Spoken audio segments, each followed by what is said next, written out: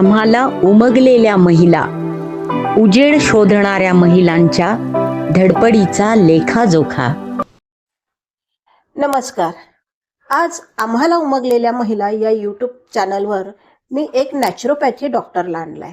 Naturopathy काय असते, त्याची भूमिका काय असते, अभ्यासक्रम काय असतो, डॉक्टर कल्पनाताई हे आपल्याला सगळं सांगणार आहे. डॉक्टर कल्पनाताई यांचं स्वतःचं असं एक इन्स्टिट्यूट आहे, ज्या इन्स्टिट्यूटचं नाव जिज्ञासा institute of naturopathy and yogic science असं यवतमाळला आहे. त्यातून त्यांनी बऱ्याचशा पेशंटला चांगलं केलंय. त्या संदर्भात ते आपल्याला पुढे सांगतीलच. मॅडमचं नॅचरोपॅथी व्हायच्या आधी त्या MA मराठी आहेत. MA मराठी झाल्यानंतर नॅचरोपॅथीकडे वळल्यात आणि तिथून त्यांनी नवीन एक असं करिअर सुरू झालं. करिअर कशात करायचं आणि कशात आपलं भविष्य सक्षम करायचं, हे एक नवीन मार्ग म्हणता येईल की तुम्हाला एक वेगळा दृष्टिकोन सुद्धा मिळेल की नॅचरोपॅथीने सुद्धा आपण एक करिअर करू शकतो. डॉक्टर कल्पना मॅडम, माझ्या आम्हाला उमगलेल्या महिला या चॅनलवर तुमचं खूप खूप स्वागत आहे. धन्यवाद ताई. काय सांगाल? करिअर म्हणायला माझं लग्न झालं तेव्हा फक्त मी 12वी पास होते आणि या करिअरकडे वळण्याचा मी मान देतो माझ्या मिस्टरांना, कारण त्यांनी मला शिकण्यासाठी प्रवृत्त केलं. आणि मेन म्हणजे मला ज्युनियर कॉलेजला मी क्लर्क म्हणून जॉब करत आहे, तिथे त्यांनी लावलं. पण त्यानंतर असं वाटलं का तो शेवटी जॉब झाला, ती माझी आवड नाहीये ना. अच्छा. कुठेतरी तो जॉब म्हणून मी माझं प्रोफेशन करत आहे, पण माझी आवड तर माझ्याच ठिकाणी राहिली ना. आणि नॅचरोपॅथीकडे वळण्याचं कारण म्हणजे माझी आवड. कारण असं होतं का जेव्हा मला शिकायची म्हणजे गरज वाटायची तेव्हा शिक्षण भेटलं नाही.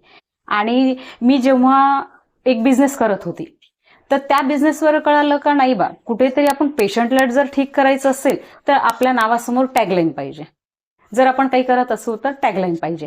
आणि मी विश्वरूपराय सर चौधरी सर आहेत, कोरोनामध्ये त्यांच्या मी निक प्रोग्रामला पण होती.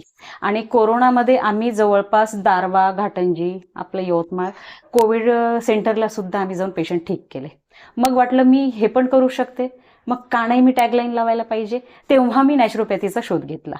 आणि जसं आपण म्हणतो ना का MBBS होण्यासाठी सायन्स पाहिजे, नीट द्यायला पाहिजे, पण माझ्याकडे तर ते काहीच नव्हतं.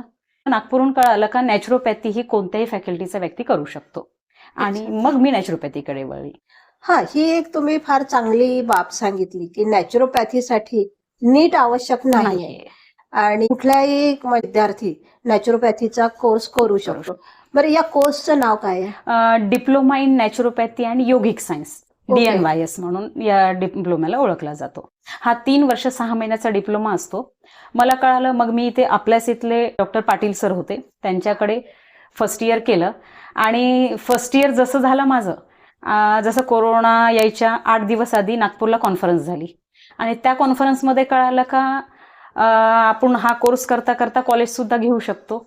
आणि अमरावती युनिव्हर्सिटीचे डॉक्टर श्रीकांत पाटील सर आहेत, त्यांनी सहज मला बोलले, मॅडम तुम्ही इन्स्टिट्यूट चालवू शकता का? तर मी त्यांना लगेच होकार दिला आणि कोरोनामध्येच मला माझं इन्स्टिट्यूट सुद्धा भेटलं. हे होलिस्टिक हेल्थ म्हणजे नेमकं काय? होलिस्टिक हेल्थ म्हणजे सर्वांगीण. आता जसं आपण म्हणतो ना, शरीरासोबत सोबत मनाचाही त्रास राहतो व्यक्तीला. जसं मन, आत्मा, आपण शरीराला औषधीने बरं करू शकतो. बरोबर आहे. पण मानसिक आरोग्यावर काय करणार? कारण तुमचं शारीरिक आरोग्य जर चांगलं ठेवायचं असेल तर आधी मानसिक आरोग्य ठीक करणं आवश्यक आहे. त्याच्यासाठी मनाचा अभ्यास असणंही आवश्यक आहे.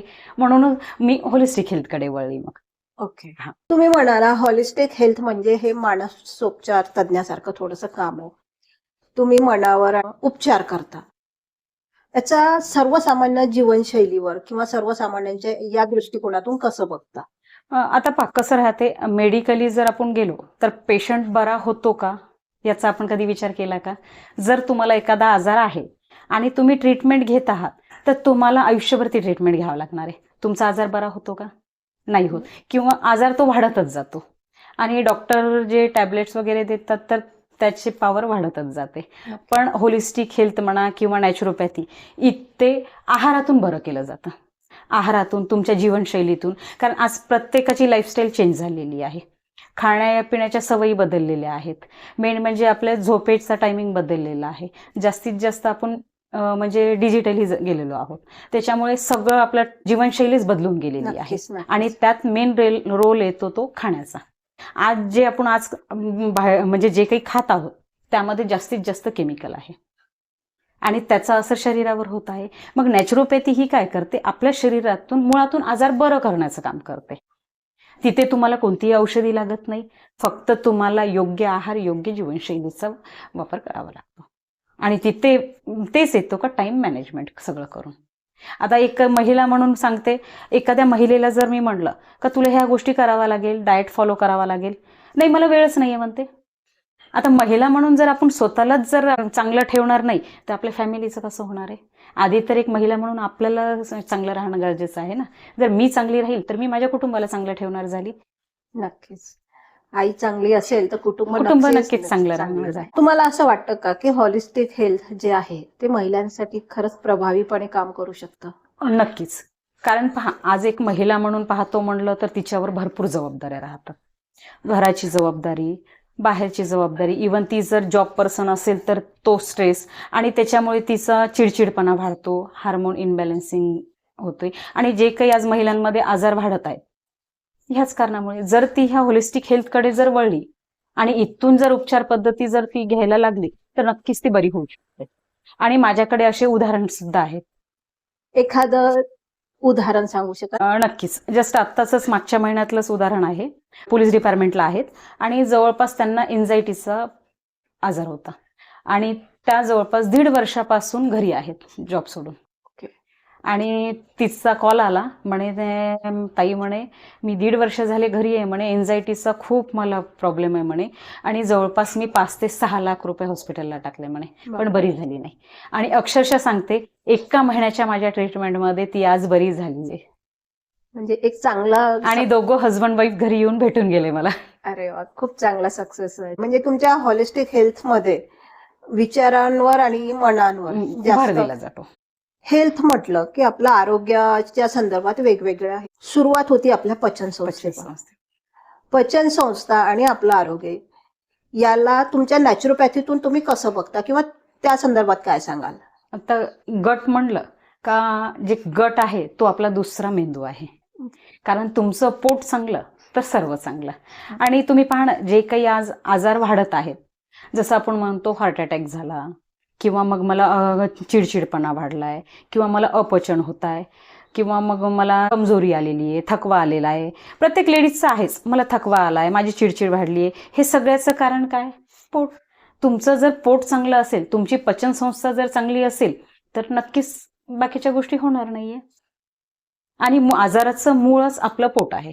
आता प्रत्येकांना प्रश्न पडतो का गट म्हणजे नेमकं काय? आपण जेव्हा गट हेल्थ म्हणतो, गट म्हणजे नेमकं काय? कारण गट हेल्थ म्हणजे आपली पचनक्रिया. आणि जर तुमची पचनक्रिया सुदृढ राहिली तर तुमचं आरोग्य चांगलं राहणार झालं. जसं तुम्हाला हार्ट अटॅक येतो, BP वाढते, किंवा शुगरचं प्रमाण वाढणं, जे काही तुमच्या शरीरामध्ये म्हणजे आपण म्हणतो ना चलबिचलता वाढते, ती कुठे ना कुठे शरीरामधले जे टॉक्झिन राहतात ना ते बाहेर काढणं खूप महत्वाचे राहते. आणि हे टॉक्झिन निघणार कशातून? मग ते तुमच्या पोटामध्ये जसं आपण म्हणतो अपचन होणं, चिडचिड होणं, किंवा हार्मोन इनबॅलन्सिंग होणं, थकवा येणं, अशा काही क्रिया घडत राहतात. आता यातून जर बरं व्हायचं असेल तर आपल्याला गट हेल्थवर येणं खूप महत्वाचं आहे. आता गट हेल्थवर येण्यासाठी तुम्हाला साधा सोपा मी एक छोटासा उपाय सांगू शकते का, तुम्ही 10 दिवस करून पाहू शकता. 10 दिवसामध्ये जर तुम्ही हा उपाय जर केला तर तुमची गट हेल्थ चांगली होण्यास सुरुवात होऊ शकते. त्यासाठी तुम्हाला सकाळी उठून गरम पाण्याचा वापर करू शकता. डिटॉक्स वॉटर म्हणतो आपण, डिटॉक्स वॉटर घेऊ शकतो. त्यानंतर जसं आपण योग, व्यायाम, प्राणायाम करू शकतो. सोबत नाश्त्यामध्ये पण कडधान्याचा वापर करू शकतो. सोबत जे जेवणाची वेळ राहते, जेवणाच्या वेळी तुम्ही साधं जेवण घेऊ शकता. कारण आजकाल कसं आहे, जास्तीत जास्त आपण तेलकट, तिखट जास्त झालाय आणि जो सकस आहार आहे, जे सात्विक आहार आहे तो कमी झालाय.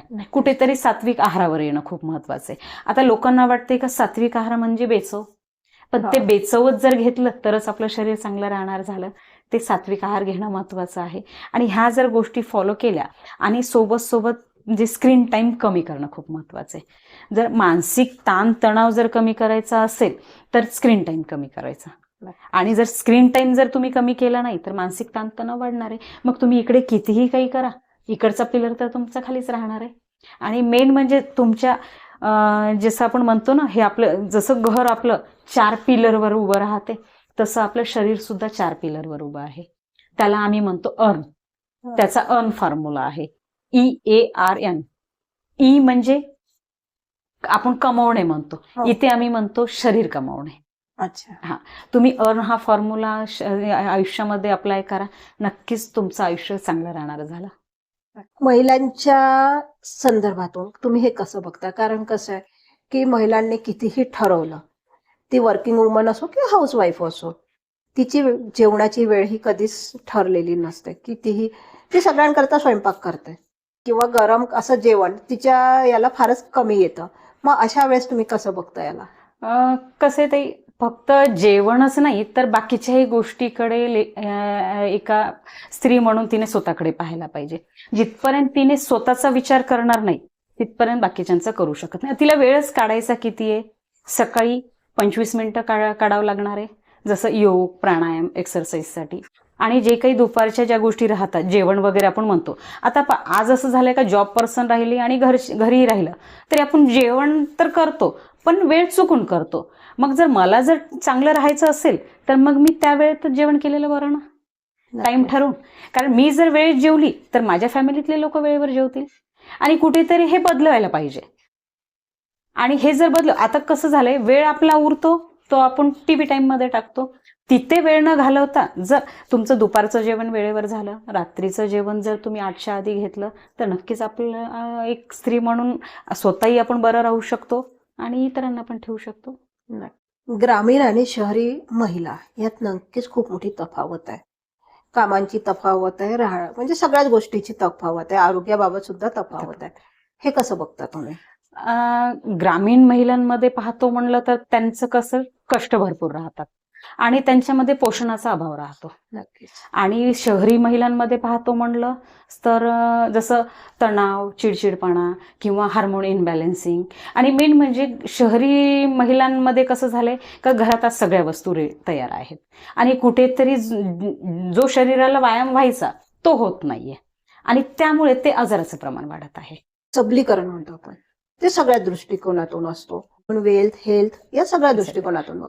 मग वेल्थ बरोबरच हेल्थ या दृष्टिकोनातून कसं बघतात? एक महिला म्हणून जर मला माझं नाव करायचं असेल किंवा मला माझं आरोग्य चांगलं ठेवायचं असेल, मला कारण प्रत्येकाला वाटते का पहा, एक मुलगी वडिलाच्या नावाने ओळखली जाते, लग्न झाल्यानंतर ती तिच्या नवऱ्याच्या नावाने ओळखली जाते.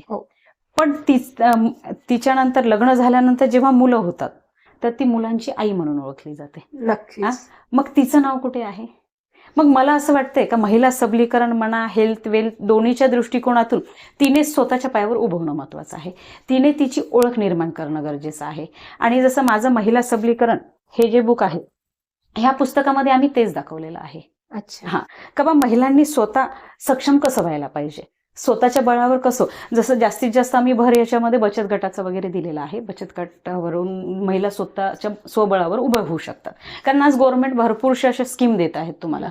मग का नाही स्वतःच्या बळावर उभं राहायचं? कारण प्रत्येकाला वाटते ना का माझी ओळख निर्माण व्हायला पाहिजे. आज जी काही मी केली माझी ओळख निर्माण केली आहे ना, इथून एक महिला सबलीकरण होऊ शकते. मग ग्रामीण असो का शहरी असो, प्रत्येक महिलेने स्वतःचा विचार करायला पाहिजे का मी माझं नाव कसं. आणि असं नाहीये का बा मला कुठे जाऊनच करायला पाहिजे नाव माझं मोठं, कुठे जॉब करूनच करायला पाहिजे. आपण घरी बसून सुद्धा काही गोष्टी करू शकतो ना. आणि हेल्थ सोबत तुमचा पैसाही कमवू शकतो. अशी छोटी मोठी बरीच व्यवसाय आहेत ना. आज आपण घरी बसून सुद्धा करू शकतो. जसं मी जॉब जर सोडतो म्हणलं, आजपर्यंत मी जे काही आरोग्य क्षेत्रात म्हणा हे काम करत आहे, मी आजपर्यंत फ्रीमध्येच केली आहे. आता 2 वर्ष झाले मी इथे एक चार्जेस लावलेले आहेत. अच्छा. कसं राहते, काही ठिकाणी आपल्याला पैशाचा विचार करावा लागणार आहे, काही ठिकाणी भावनेचा विचार करावा लागणार आहे. आणि प्रत्येक ठिकाणी तुम्ही पैसाही नाही पाहू शकत. सगळं समतोल राखून करावं लागणार आहे. नक्कीच. तुमचं एक पुस्तक आहे गट हेल्थ गाईड म्हणून, याची कल्पना कशी सुचली आणि त्या पुस्तकात नेमकं काय आहे? आता गट हेल्थ गाईड हे कसं माझा एक प्रोग्राम आहे. जसं मी 7 दिवसाचा 15 दिवसाचा आणि 1 महिन्याचा असा तो प्रोग्राम चालवते गट हेल्थसाठी. आणि असे भरपूरसे पेशंट त्यामध्ये बरे झालेत. आता गट हेल्थमध्ये म्हणजे कसं आहे, आपली जर पचनक्रिया तुम्ही जर चांगली केली तर तुम्हाला आजार होणार नाहीये. मग असे काही पेशंट माझ्याकडे बरे झालेत, तर मग त्यातून वाटलं का नाही मी हे गट हेल्थ गाईड काढायला पाहिजे. कारण प्रत्येकच जण माझ्याकडून तो चार्जेस देऊन घेणार नाही ना प्रत्येक वेळेस डाएट चार्ट. मग का नाही हे जर एक बुक त्यांनी जर घेतलं तर कायमस्वरूपी त्यांना त्यातून माहिती भेटणार झाली, डाएट चार्ट भेटणार. आणि नुसतं गट हेल्थच नाही तर कसं आहे, आपल्या ज्या मनावरच्या जखमा राहतात त्या का झालेल्या राहतात ते सुद्धा त्यामध्ये खूप छान पद्धतीने दिलेलं आहे. अच्छा. आणि त्याच्यासाठी म्हणते का मी हे ई बुक काढलेलं आहे, माझं प्रिंटिंगला पण गेलेलं बुक आहे. आणि त्यातून म्हणजे आपल्या मनाच्या, आत्म्याच्या आणि आहाराच्या या तिन्ही गोष्टीचा समतोल राखून तो बुक मी काढलेला आहे. अच्छा. तुमचं दुसरं एक बुक आहे, इमोशनल हिलिंग बुक. मानसिक तणावावर मार्गदर्शक असं ते पुस्तक आहे. त्या संदर्भात काय सांगाल? इमोशनल हिलिंग जे ते गाईड आहे. त्यामध्ये जसं पहिलं जे आहे ते फक्त एक गट रिसेट म्हणून आहे आणि इमोशनल हिलिंग हे गाईड आहे. त्यामध्ये डीपमध्ये अजून दिलेलं आहे. अच्छा. त्यामध्ये पुरुष आणि महिला दोघांसाठी पण ऍडिशनल आहे. आता कसं राहते, जर मी एखादं बुक काढलं तर फक्त ती महिलाच वाचणार, पण ते त्यामध्ये मी पुरुषांसाठी पण ऍड केलेलं आहे. अच्छा. तुम्ही वेगवेगळ्या क्षेत्रात काम करतच आहात, पण एक स्वतःचं इन्स्टिट्यूट असलं पाहिजे. जिज्ञासा नॅचरोपॅथी इन्स्टिट्यूट आहे तुमचं. याची कल्पना कशी सुचली आणि हे केव्हा सुरू झालं? जसं मी तुम्हाला म्हणलं का मी कोरोनामध्ये हे काम करत होती आणि जेव्हा मी नागपूरला गेली तिथे मला माहीत पडलं का मी हे जिज्ञासा इन्स्टिट्यूट चालू करू शकते.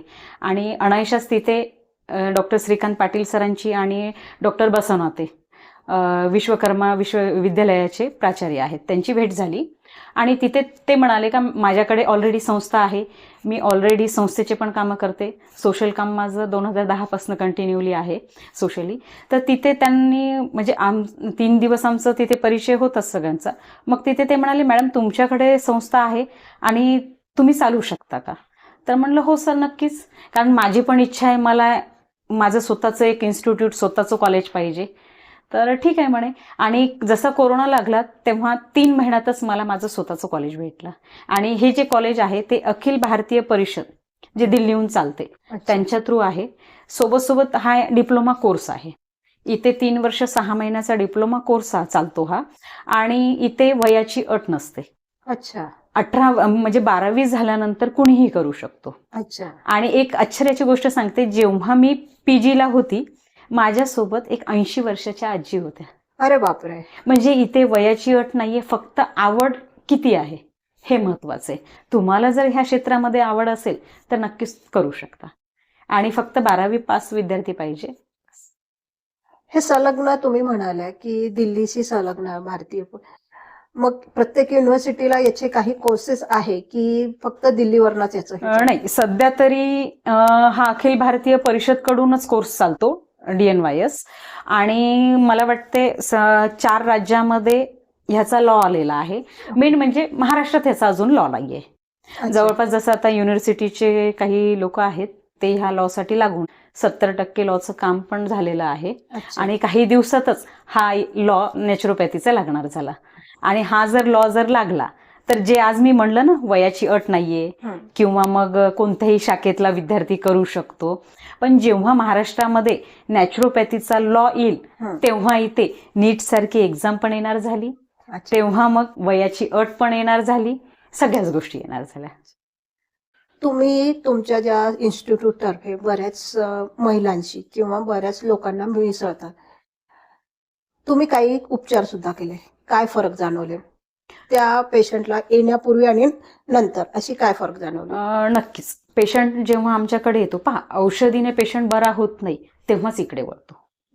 कारण ते त्रासून गेलेले राहतात, औषधी घेऊ आजार कमी होत नसतो आणि मग कशातून तरी बरं व्हायला पाहिजे हा शोध घेत राहतात.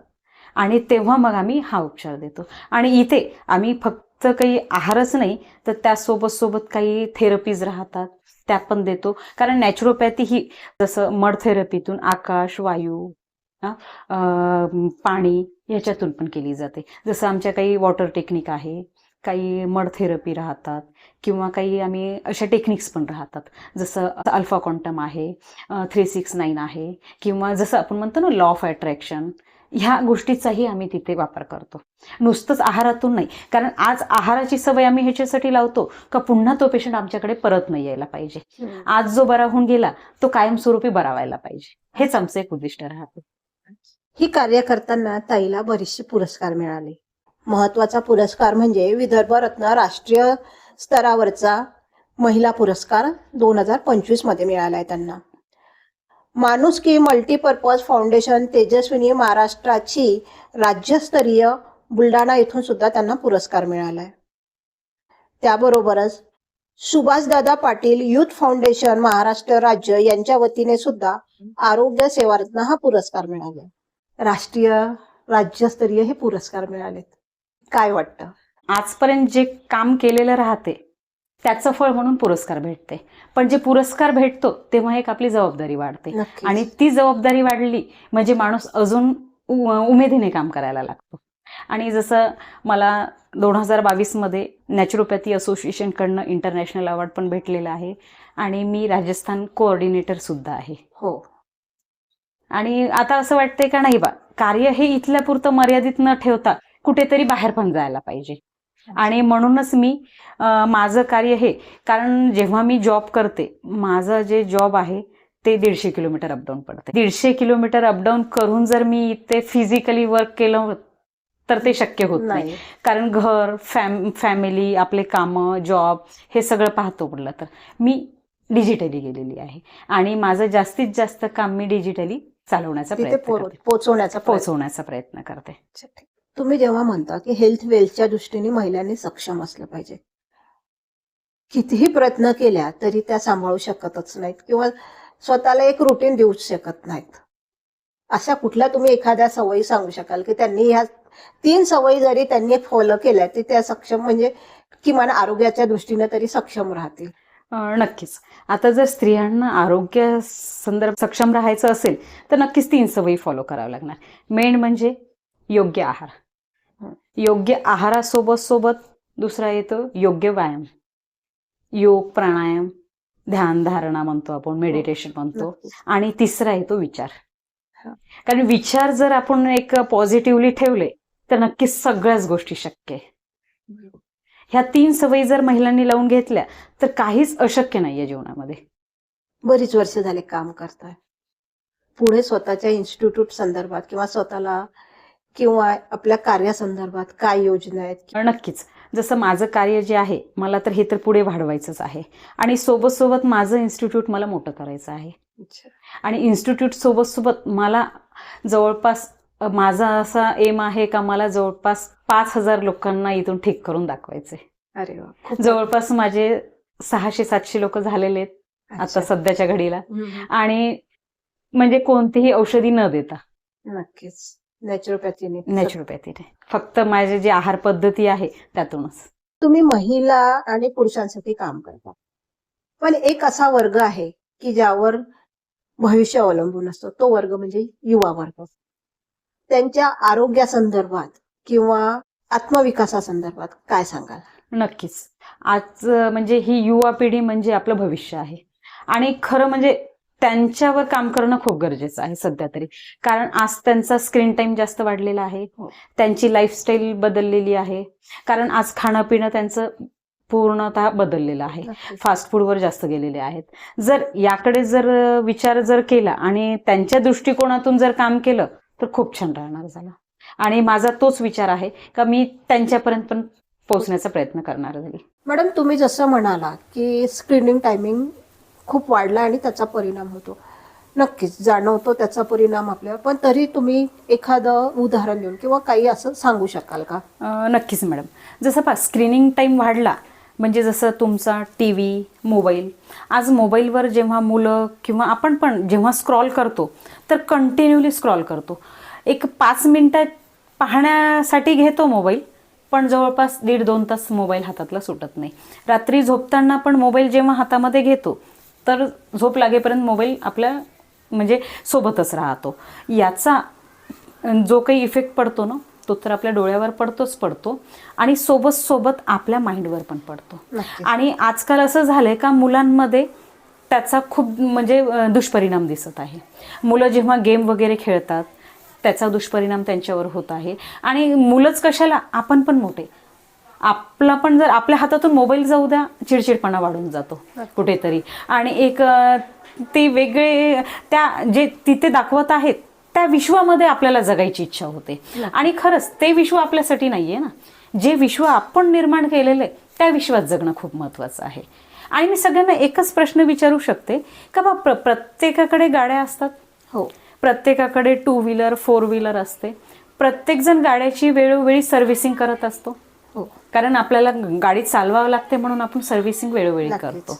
मग मला एक सांगा, तुमच्या शरीराची, तुमच्या माइंडची सर्व्हिसिंग कधी आपण करतो का? केली आहे का? हा माझा प्रश्न सगळ्यांसाठी आहे का प्रत्येकाने विचार करायला पाहिजे का आपण आपल्या शरीराची आणि मनाची सर्व्हिसिंग केलेली आहे का? जर हा प्रश्न तुम्हाला आवडला असेल तर नक्कीच एकदा सर्व्हिसिंग करून पहा. जसं मी ह्यासाठी प्रोग्राम पण घेत राहते, शाळा कॉलेजवर पण प्रोग्राम आहे. आत्ता काल परवाच मला एक कॉलही आला, आपल्या इथे यवतमाळमध्येच एका शाळेवर प्रोग्राम आहे. आणि अशा भरपूर ठिकाणी जिथे वेळ भेटतो, जसं मॅनेज होते, मी तिथे पण प्रोग्राम घेत राहते, सेमिनार्स घेत राहते. तर पहा, जसं आज तरुण पिढी आहे, कारण तरुण पिढी जास्तीत जास्त म्हणजे कसं आज बाहेर पाहतो म्हणलं तर व्यसनं वाढलेली आहेत. आणि जास्तीत जास्त चान्स तरुण पिढीचा तिथे कल आहे. जसं आपण भरपूरसे प्रकरण टीव्हीवर पाहत आहोत. तर त्यांच्या दृष्टिकोनातून त्यांची मानसिकता कशी चेंज होईल यासाठी पण आमचे प्रोग्राम राहतात. जसं आम्ही झूमद्वारे पण घेतो. काही जसं एक छोटंसं सांगतो, कारण कसं राहतं, यश अपयश. आता अपयश आलं तर मुलं, काही विद्यार्थी तर सुसाईड्सकडे सुद्धा वळतात आणि भरपूरसे असे प्रकरण आपण पाहिलेले आहेत. मग ते यश अपयश काय आहे हे पण जाणणं महत्वाचं आहे ना. एक पॅरेंट्स म्हणून किंवा मी एक होलिस्टिक हेल्थ कोच प्रॅक्टिशनर म्हणून मला असं वाटतंय का यश जे येत नाहीये ते कुठेतरी एक अपयशाची सुरुवात जी होत राहते ती यशाची पायरी आहे. नक्कीच. आणि प्रत्येक पॅरेंट्सने पण हे विचार करायला पाहिजे का आपला मुलगा जर कुठे कमी पडत आहे तर त्याची कॅपॅसिटी तेवढीच असेल ना, तो त्या कॅपॅसिटीनुसारच चालणार झाला ना. आपण बर्डन टाकून होणार नाही ना.